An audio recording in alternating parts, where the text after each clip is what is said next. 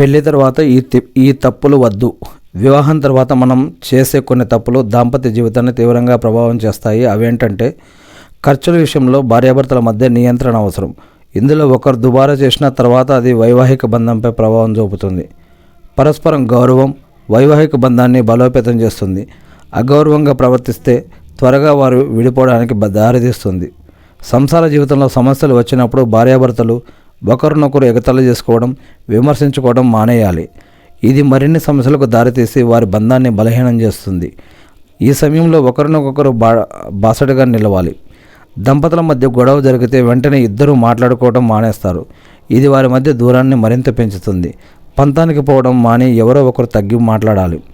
ఇంటికి సంబంధించిన వ్యవహారాల్లో భార్యాభర్తలు ఇద్దరూ పరస్పరం సహకరించుకోవాలి. ఇంట్లో అన్ని పనులు భార్య చేయాలి అని అనుకోవద్దు. వైవాహిక జీవితం సంతోషంగా సాగాలంటే ఇద్దరూ పరస్పర సమన్వయంతో సహకారంతో ముందుకు సాగాలి. కోపం వచ్చినప్పుడు స్త్రీ అయినా పురుషులైనా తమని తాము నియంత్రించుకొని సమస్యను పరిష్కరించుకోవాలి అంటూ ఇక్కడ సలహా ఇస్తూ ఉన్నారు. ఇది మనం వేటూ న్యూస్ నుంచి తీసుకుంది.